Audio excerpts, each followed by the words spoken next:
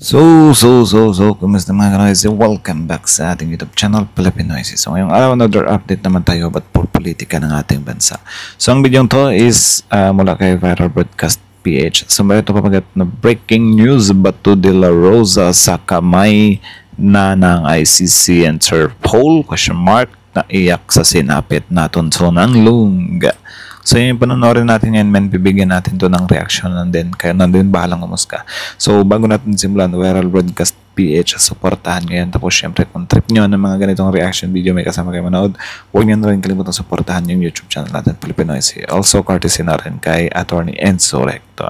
So again, di na natin ito patatagalin pa. So again, napapagat ng video ito, breaking news, Bato de la Rosa sa kamay na ng ICC Interpol na iyak sa sinapit naton to ng lungga. So pagkakaalam ko kasi parang may nakita ko nag-viral na absent na daw to ng absent ngayon. Mula nung malaman niya na meron siyang ICC. Sayang hindi tumugma doon sa sinasabi niya na Trillanes, bring it on. Diba? Puro ka lang ngak-ngak ng ICC mo, bring it on. Tapos ngayon, di ba, apektado na tuloy trabaho mo, absent ka tuloy ng absent. Viral Broadcast page, Filipinoises, like, comment, share, subscribe, start. Mga ka-viral and welcome back again to this YouTube channel. Latest update na naman tayo ngayon. Unti-unti nang nabibiyang linaw ang kaso ng malalim na korupsyon sa national budget ng 2025, lalo na sa malaking bahagda ng pera ng bayan na ninakaw sa budget ng flood control projects dahil sunod-sunod nang sinilbihan na ma-arrest warrant ang mga individual na 18 na kinasuhan ng Sandigan Bayan at Ombudsman. May 9 katao na ang naaresto at patuloy pa ring pinaghahanap ang 9. Samantala ay sunod-sunod naman ang mga hearing sa Senado pagkatapos ng kanilang mahabang bakasyon noong Undas. Subalit walang Bato de la Rosa na sumipot sa alinmang hearing na naganap. Napansin ng marami na palagi na lang itong absent at hindi na ginagampanan ang kanyang tungkulin. Lalo na at hawak nito ang subcommittee regarding sa Department of National Defense, na ayon sa marami ay dapat nang gumawa ng aksyon dito ang Senado, lalo na ang Ethics Committee upang disiplinahin si Bato. Ayon sa nakalap na impormasyon. Bakit wala silang comment dyan? Diba? Sabi ko sa inyo useless lang. Sayang yung pagkapanalo ni Bato talaga kung maoblo lang din siya sa ICC. Sayang. Yan apektado na yung trabaho niya. Tatago na siya. Absent na siya ng absent. Diba? Kasi di natin alam, biglang bulagain to Diba, malay natin, nandiyan na talaga yung nandiyan na talaga yung warrant. Hinihintay na lang siya na pumasok siya. Kaya ngayon, parang minumulto na siya ng ng karma nila nung dati pinaggagawa nila. Diba? Ay nagtatago na umano si Senator Bato at baka bigla itong dakmain ng Interpol at PNP. Pagkatapos kasi inanunsyo ni Ombudsman Boying Rimulya na mayroon na itong arrest warrant galing sa ICC, ay bigla itong nagimbal at hindi na nagpapakita kahit sa Senado. Hindi umano kinaya ni Senator Bato ang sinapit at naduwag taliwas sa naging pahayag nito noon na handa umano siyang magpapa-aresto sa ICC at sasamahan si dating Pangulong Duterte doon.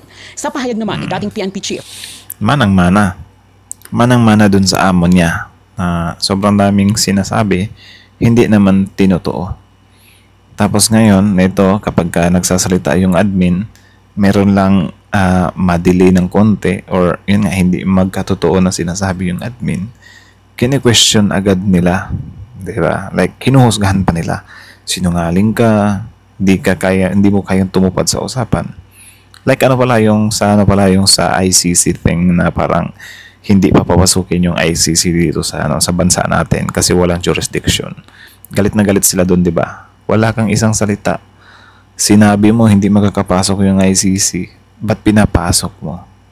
Actually, stick pa rin naman si PBBM na hindi pinapasok yung ICC dito Yung Interpol. Di porket sinabi ni PBBM na hindi pwedeng paanuhin ng ICC dito, hindi na pwede yung Interpol. Doon kayo naisahan. At least, may isang salita pa rin si PBBM Ikaw talaga, wala. Dinero mo, sige Trillanes, ICC, ngak-ngak ka lang ngak-ngak. Ngayon, tago ka na. General Nicolas Torre ay handa umano siyang tumulong at magsilbi ng arrest warrant kay Bato kung sakaling kakailanganin ang tulong niya. Matatandaan si Torre ang isa sa mga nagdakip. Sayang din kung PNP chief pa sana si Torre, mas exciting sanang panoorin to. The Hunt of Senator Bato. Diba? Sayang. Sobrang dami na sanang napatunayan ni Torre. Kibuloy. Tapos si FPRD. Sayang to, hindi nasali si Bato par. Exciting sana yun Sayang. Kay FPRRD at nagsilbi ng arrest warrant ng ICC noong paglapag nito sa Naiya Airport galing sa Hong Kong. Ayon pa rin sa impormasyon, ay pagkatapos ni Bato ay isusunod na din na aaristuhin di umano si Senator Bongo dahil sa napakamahalagang papel nito noong kampanya kontra droga at AJK ng nagdaang administrasyon. At aasahan na baka sa first quarter ng 2026 ay ilalabas din ang ICC warrant nito. Mukhang malalagay na sa malaking dilobyo ang mga senators sa minority group.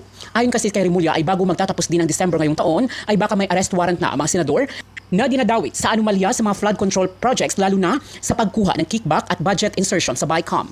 Kabilang si Senator Villanueva, Senator Jinggoy, Chis Escudero sa mga pinangalanan ni D.A. Alcantara, Assistant D.E. Bryce Hernandez, Project Engineer JP Mendoza at dating DPWH Undersecretary Roberto Bernardo. Kung kaya ay tila mapipilayan ang minority group ng mga senador na bahagi ng Duterte Group. Si Marcoleta naman ay mapipilayan talaga kayo. Actually, kasalanan nyo rin naman yan Sasabihin niyo naman, pinupolitika kayo. Kasalanan niyo yan kasi ang dami niyong baho. Di ba? Ang daming pwedeng itapon sa inyo. Yun, si Marcoleta, kabago-bago, wala pa sana siyang issue. Bago pa Ngayon, dinagdagan. Di ba? Gumawa ng issue. Yung about kay Guteza, yung about sa sosi niya. Di ba? So, di nyo rin masisisi kung panagutin kayo bigla. Para sa inyo, pinopolitika kayo, wala. Inaano lang yung mga pagkakamali ninyo. May pagkakamali kasing nakita. Nice. Binigyan din ng COMELEC na si Commissioner George Garcia ng 10 araw upang magpaliwanag ng hindi nito pag-declare ng kanyang SOSE noong midterm election kung saan milyones na pera ang nagasto nito noong election which is a violation of election code. Sa darating din, February 2026 ay baka muling mabubuksan ang impeachment case ni VP Sara Duterte dahil majority ng mga senators ngayon ay tila pabor sa impeachment. Mga kabunyog, mga kababayan, saan man pong panig kayo ng mundo, nasa Pilipinas man po kayo o nasa labas ng bansa, anong oras? Sana yung part 2 ng impeachment mag-proceed na yan and then sana maging mas maingat kayo kasi pag papakawalan nyo pa talaga yan, wala na, mamimiss nyo na yung opportunity, ganon. Man po sa inyo dyan ngayon, umaga man po, tanghali, hapon, gabi, pinapanood man po ninyo ito ng live man po o replay. Mga kabunyog, mga kababayan, ang ating pong pagbati ng magandang araw Pilipinas at mundo. Magandang araw. Mga kabunyog, mga kababayan, sa ngayon, nasa ano na courtesy nga pala kay Attorney Enzo. Ilang araw na bang hindi uma-attend sa mga sessions ng Senado itong si Bato de la Rosa? Hala. Actually, nagbalik ng session ang Senado matapos yung kanilang mahabang bakasyon sa Undas. Bumalik sila November 11 November 11. Napakaraming importanteng mga bagay ang mga tinalakay sa Senado. Lalo na sa mga panahong ito, yung pagbalik nila ng matapos yung Undas, yun yung panahon ng mga budget deliberations para sa 2026 budget. Ay alam naman natin, ang mga senador, napaka-importante na maka-attend sila sa mga deliberations tungkol sa budget. Niraras talaga nila yan kasi dapat ngayong November matapos na yan para sa December mapirmahan ng presidente. Dadaan pa yan sa BICA. Kaya napaka-importante ng trabaho ng Senado kasi ang haba ng bakasyon nila nung panahon ng Undas. Bumalik sila noong November 11. Noong November 14, nagkaroon ng Blue Ribbon Committee hearing. Napaka-importante rin noon. At sunod-sunod na yung mga hearings ng mga tungkol sa budget, nagkaroon ng mga plenary hearings. Si Bato de la Rosa, mayroon siyang subcommittee na hawak, Subcommittee on Finance, yung tungkol sa mga budget ng Department of National Defense. Sa kanya raw yung nakasalang Tapos ngayon hindi siya uma-attend sa session ng Senado. Ano bang ginagawa ng Senado kapag ang kanilang miyembro ay sunod-sunod na hindi uma-attend sa hearings? Hindi mo naman pwedeng sabihin na justifiable reason yung pag-absent mo dahil nagtatago ka. Unang-una, di ba? Tama naman. Di talaga yun. Kung hindi mo na maggambahan yung kung hindi mo na magampanan yung trabaho mo, resign. Di ba? Or i-drop. Parang nag-drop class lang Di ba? Resign. Kung hindi mo na magampanan, wag nang ano-ano na kasi ganyan, hindi ako makapag-trabaho kasi may threat kasi sa akin na meron ng ICC. Di na namin problema yon. Resign ka. Lang nga namang intayin ka namin. Diba? What if sobrang tagal pa talaga ng ICC na yan? Sobrang tagal mo pa rin magpapakita. Pero I think nandyan na yung ICC warrant Ano na lang, hinihintay na lang si Bato na mag-appear. So yung ICC naman is makakapag-antay naman yan. Di ba? Ang tanong lang, kaya bang mag-antay ng attendance ni Senator Bato sa Senate? So ewan ko, I think mas magandang banatan ng mga opposition yung yung attendance ni Bato about dito. 'Di ba? Kasi iba to absent ka, tapos ang tapang-tapang mo nang wala pa yung ICC na yan. May pa bring it on ka pa. 'Di ba? Wala pa naman, hindi pa naman kumpirmado na mayroong ICC arrest warrant. Yun ang sabi ni Boying Rimulya, mayroon na. Pero hanggat hindi pa naman... So, ibig sabihin, pwede pala na yung sinabi ni Boying Rimulya, bluff lang yun. Para mag-absent si Bato.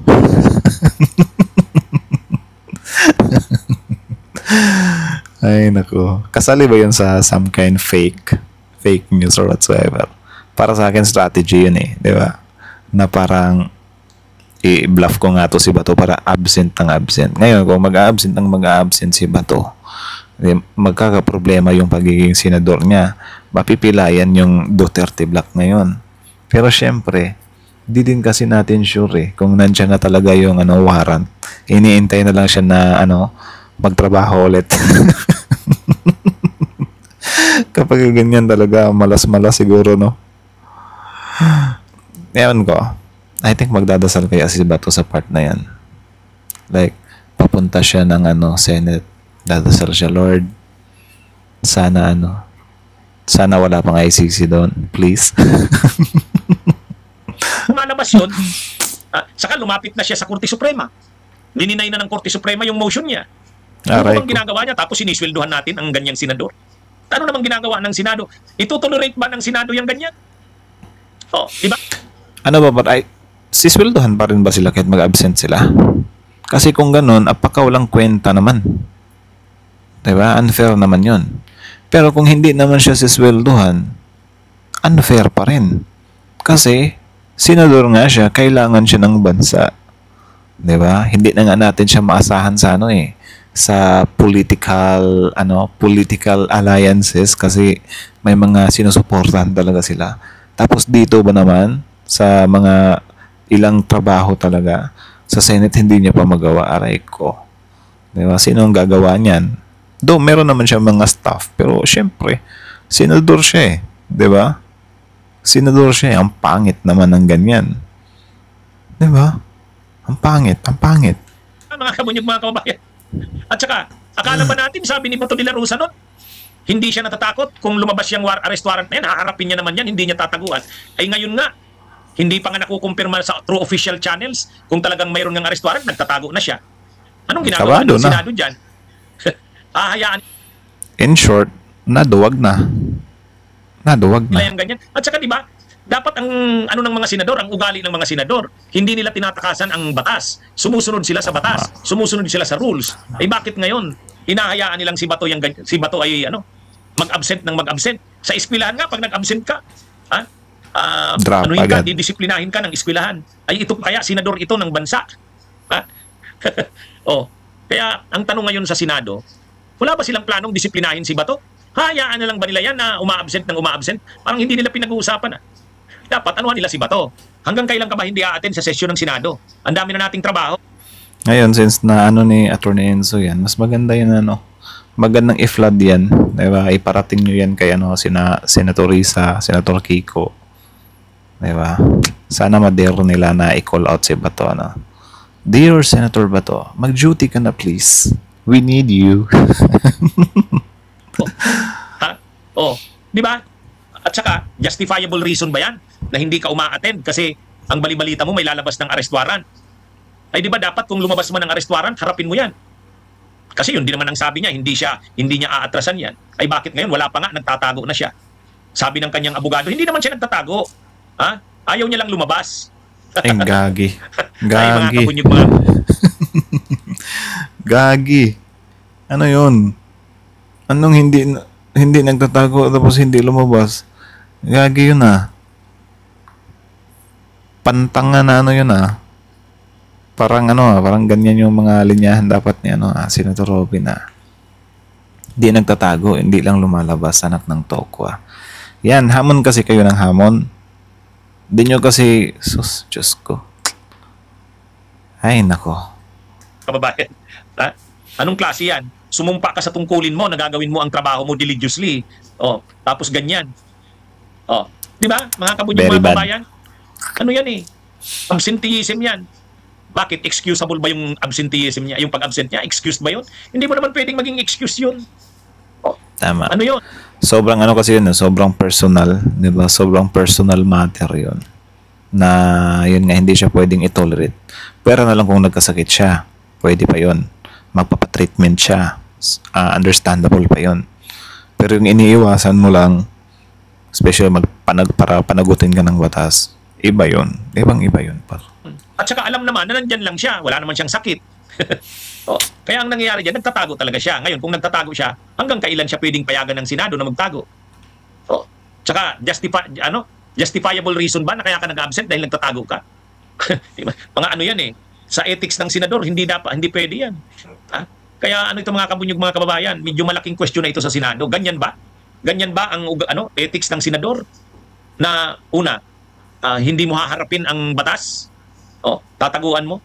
At ngayon na nagtatago ka, justifiable reason ba yon para mag-absent ka sa mga sesyon ng Senado? Tama. Mukhang hindi lang yan naiisip ng Senado. Kaya sabi ko, gawin ko ngang topic ito. Wala bang plano ang Senado na Senator ba to? Hindi pwedeng forever nagtatago ka dyan. Wala pa nga yung Mas nice to Mas nice na pinag-usapan to ni Attorney Enzo. Para mas maganda din kasi na umabot to sa taas eh. Kasi tama nga naman. 'Di ba? Senador ka tumakbo ka pa. Nagsenador ka pa. 'Di ba? Hindi mo pwede sabihin hindi mo na anticipate yan kasi bago ka tumakbo, meron na yung mga threat na yan ng ICC na huhulihin ka talaga. 'Di ba? Kaya nga sabi ko nga dati nung tumakbo pa ba, masasayang lang yung boto nito kasi mahuhuli din naman to eh. 'Di ba? Parang nagtatago ka na. Saka tama ba yun na magtago ka at hindi mo magampanan ang trabaho mo sa Senado? Sinumpaan mo yan, nagagawin mo ang iyong tungkulin, tumatanggap ka pa ng sweldo galing sa pera ng taong bayan. Parang napaka niyan. Di ba mga kabunyog, mga kababayan? Sa totoo, ang totoo nito mga kabunyog, medyo problemado ngayon problemado ngayon ang minorya. Yung siyam na senador, yung minority, problemado sila ngayon. Kasi talagang malaki ang posibilidad. Minor na nga kayo, naging minor pa kayo. Diba? Matapya sila. Kung sa makapon, makakastraight. Makakastraight, makakapon ang minorya. Bakit? Karama nila yan. Tingnan nyo. Si Bato de la Rosa, nandyan ang posibilidad na maaresto na ng ICC. Pag naaresto yan ng ICC, nandun na siya sa dahig. Wala na naman siya sa bilang ng mga senador ng minority. Sila Chis Escudero, sila Joel Villanueva, sila Jingo Estrada, kung tututuhanin yung magkakatotoo yung sinasabi ng ni Ombudsman Boying na kakasuhan yan at lalabas ang arrest warrant yan bago magpasko. Di ilang senador yan. Chis Escudero, Jingoy, Joel Villanueva, di ilan na yan. Papat na ang mawawala. Si ano pa? Si ano pa? Yung sa DPWH, si Mark. Si Mark. Diba? Swerte naman nun. Papat na ang mawawala. Kumbaga, 5 na nga lang sila, mawawala si Bato, mawawala si Jingoy, mawawala si Joel Villanueva, mawawala si Chis Escudero. Ilan na lang? 5. 5 ang matitira. Tapos si Marcoleta pa, yung sa sosi niya. Yung kay Guteza pa, aray ko. So in short, ang matitira dito, si Amy na lang. Ngayon, kapag matira si Amy, doon na naman si Amy sa sa favorite line niya na gumagamit yung kapatid niya. Concern lang siya. Aray ko. Paulit-ulit. Kaso lang, gas-gas na yun eh. So ano ba? Buti nga, hindi sineryoso yung si Amy. What if kasuhan ni PBBM si Amy? Di maubos sila. Di ba? Susunod na mga buwan, si Bongo naman yan. Kasi posible na rin lumabas ang arrest warrant ni Bongo sa ICC. Ayon kay dating Senador Trillanes. Mga first quarter daw yan ng 2026. Nako. Ano na ito? Kumbaga, mapipilay, makakastraight, makakapon. Ano bang masasabi natin? Doon sa minorya. Sino pa bang matitira? Ang matitira na lang si Robin Padilla. Nako. Si Robin Padilla Nako. Yari talaga. Si Robin Padilla pa talaga matitira, ano? Sayang wala ring issue kay Robin, ano? Yung mga issue lang kasi kay Robin, yung ano, yung mga kaanuhan niyang ginagawa dyan sa Senate, anak ng tokwa naman kasi. Diba? Then, bukod dyan, ano pa ba? Ay, sayang. lang. Saka si Alan Peter Cayetano. Sino Yan pa din, ba? si Cayetano, yung si Amy 10K. Marcos. Si Amy Marcos. Yan na lang yata ang matitira. Saka si Marcoleta. So yun pala ang matitira. Cayetano, Marcoleta, Amy Marcos, Padilla. 4. Sino pa bang nakalimutan ko? Kasi si Bato, si Cheese, Villar. si Jinggoy, si Joel, plus si Bongo, 5. Tama, talagang makakapon ang minorya sa Senado. Tapos sasabihin na naman nila diyan, sinasadya ba yan? Hindi naman sinasadya yan eh. Talagang normal na yan eh. Unang-una, may anomalya sa flood control, iniimbestigahan. Lumalabas ang mga sangkot galing sa sa minorya. Chis Escudero, Jinggoy, Joel Villanueva. Yun. Kapag talagang kinasuhan sila at lumabas ang arrest warrant, hindi naman pwedeng hindi sila arestuin. Anong gagawin nila? Magtatago si Chis Escudero? Magtatago si Joel Villanueva? Magtatago si Jinggoy? Ano ito, mga kabunyog, mga kababayan? Malaki talaga ang posibilidad na sa darating na mga araw, ang Senado, ang minorya ng Senado ay makakapon, castrated. Yun. Ang matitira na lang. Pero, pwede ding maging advantage nila yan. Paano nila gagamiting advantage yan? Paawa effect na naman. Pa-victim effect na naman. Baka may protest, na naman. Diba? Si BP Sara pa pala, yari na. Kapag mawala yung dalawang ulo, ano na lang gagawin ng mga galamay? Diba? Itatry nila na i-revive yung political career ng mga ulo. Maalas kayo. Padilla, Amy, Cayetano, Marcoleta. Si Marcoleta nga may problema rin eh. Yung kanyang problema doon sa susi niya. Binigyan na lang siya ng 10 araw ng COMELEC para magpaliwanag hanggang December 1. Aside pa dyan, pwede pang kasuhan si Marcoleta sa Ethics Committee.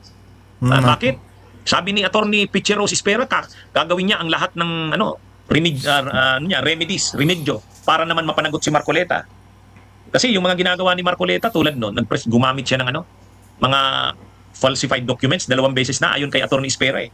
Yung una, yung notaryo kay Gutesa, falsified yun. Pangalawa, yun na namang notaryo dun sa Chesa, pareho daw yun falsified eh. Ay kung senador ka, gumagamit ka knowingly na falsified yun, unethical yun. Pwede siyang matanggal nun kung talagang kung ang Senado ay didisiplinahin siya. Kaya marami silang kahit si Cayetano hindi rin ligtas eh. Kasi maraming mga proyekto, flood control, infrastructure project sa Taguig na Diskaya ang kontraktor. Mga projects din ba 'yon ni Alan Peter Cayetano? Yan. Aalamin din natin. Oo nga, dapat din. Dapat pagfokusan din 'yan. Isa pa naman 'yan sa mga solid talaga, 'di ba, ng mga Duterte. Imbestigahan din 'yan. Lubos-lubosin na nila, solidin na, 'di ba? Kung mag-iiyak sila na pinupolitika sila, bahala sila. 'Di ba? Kasi 'yan mga ginawa naman talaga 'yan, hindi naman gawa-gawa 'yan eh. Siyempre, kung gawa-gawa yan, wala makikitang ebidensya. Ngayon, kung merong ebidensya, paano mo ipapaliwanag yan? Si Harry Roque doon, wala na. Masikip ng mundo ni Harry Roque. 'Di ba? Sakto din talaga, nagkasunod-sunod. PRRD.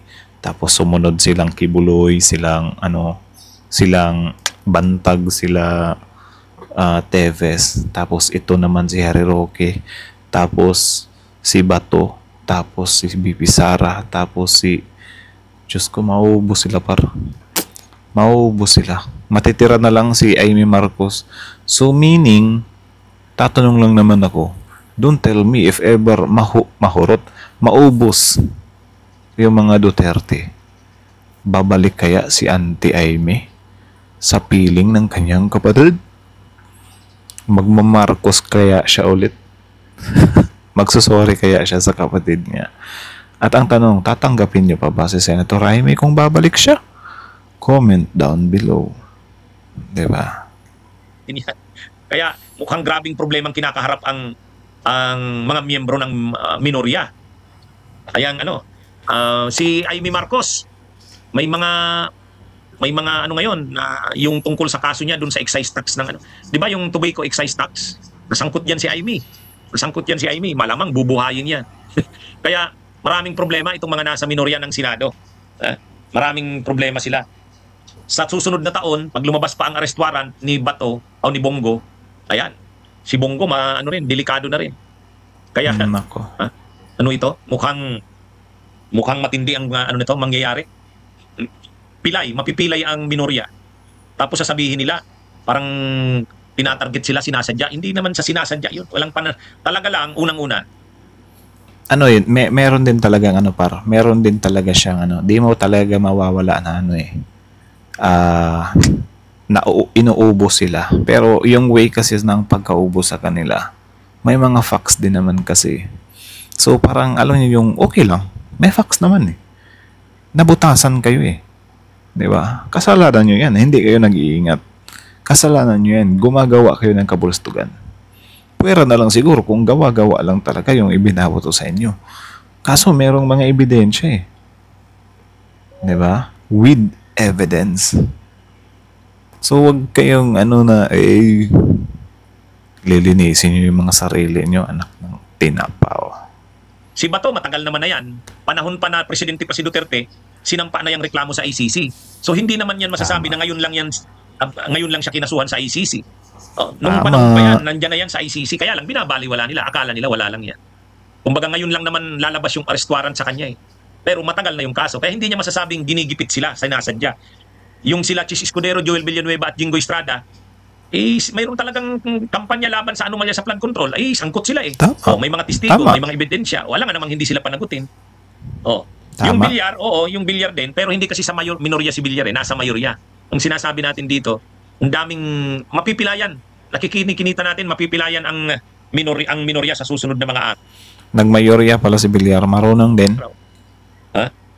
At ito pa, hindi lang sa Senado, problemado ang kampo ng mga Duterte.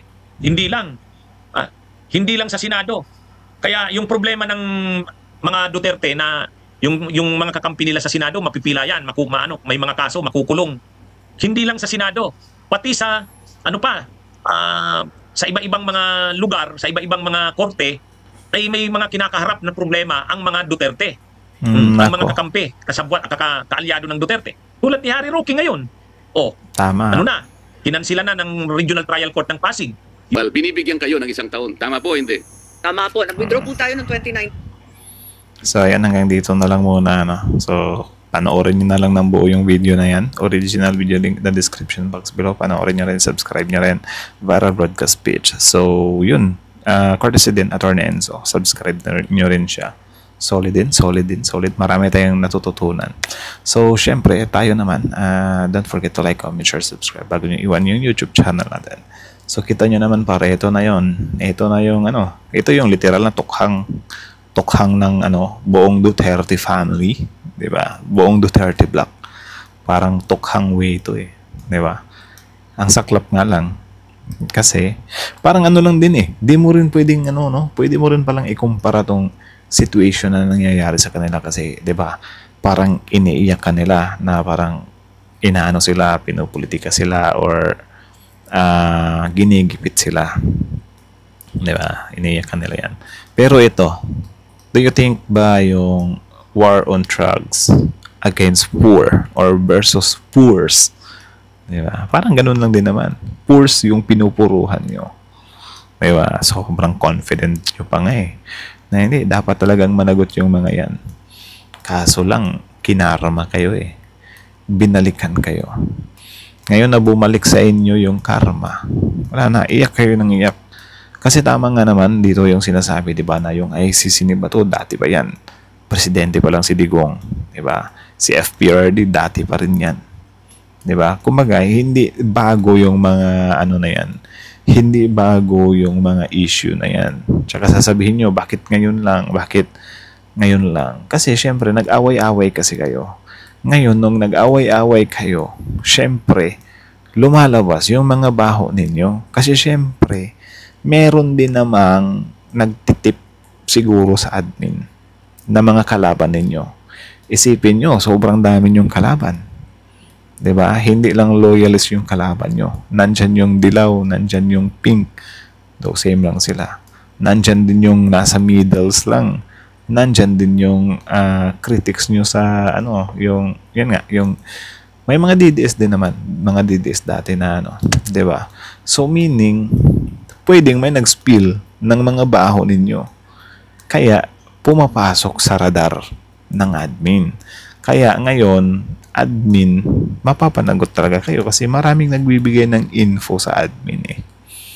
'Di ba? Plus may researcher pa sila, which is labas na kayo doon kung meron silang researcher or investigator. 'Di ba? Kasi kinalaban nyo ba naman? 'Di ba? So paano ba natin pipilayan yung mga kalaban, mga nanggugulo, mga nang-destabilize? Di unahan natin sila. Parang ganyan yung nangyayari. 'Di ba? Ang problema lang sa inyo, hindi kayo yung may hawak ng kapangyarihan. So medyo challenging talaga yan sa part nyo. Tsaka wag nyo sasabihin na unfair yan. Kasi dati naman, minsan din kayong naging unfair. Especially doon sa mga victim ng EJK. Sobrang unfair sa part nila na yon na pinagtsutsugin yung mga family nila without proper justice. Kasi kayo yung nasa power. Sobrang grabing pagtitimpi yung ginawa ng mga family ng victim nyo na yon, nung panahon na yon, na to the point, ngayon pa lang kayo pinagtutugis. Diba? Patience yung puhunan nila. So, kayo, alams na. Huwag nyong ipagpipilitan yung nyo. Gawin nyong mabuti. Diba? Magparatang kayo, okay lang naman. Pero sana naman yung makatotohanan. Huwag naman kayo magparatang ng mga AI or mga hindi kayo sure anak ng tokwa. For the sake of for the sake of intriga lang, ipapalabas nyo talaga kahit hindi ka panipaniwala. Diba? Maging din kayo, maging fair, maging decent din naman kayo dapat, diba? Lumaban kayo ng patas. Kasi binibigyan kayo ng due process, oh. Buti nga, hindi kayo pinagtsuchugi like nung ginawa nyo ng war on drugs, eh. Diba? Meron pa kayong due process. Pasalamat kayo dyan. Diba? So anyways, that's it na lang muna. So kayo na masasabi nyo dito, comment down below. Yun pala yung sa pag-absent ni Bato. Ano masasabi nyo doon? Ang apakaswerte, absent ang tapang-tapang mong maghamon na nasa na nga ICC. Tapos ngayon, kapag ka meron na, maglilib ka bigla, mag-absent ka bigla. Anak ng toka. Ipakita mo. Diba? Ipakita mo. So, yun lang naman. So, again, bago nyo iwan yung channel, don't forget to like, comment, share, subscribe. So, that's it. Viral Broadcast PH at Rene Enzo Filipino IC. Like, comment, share, subscribe.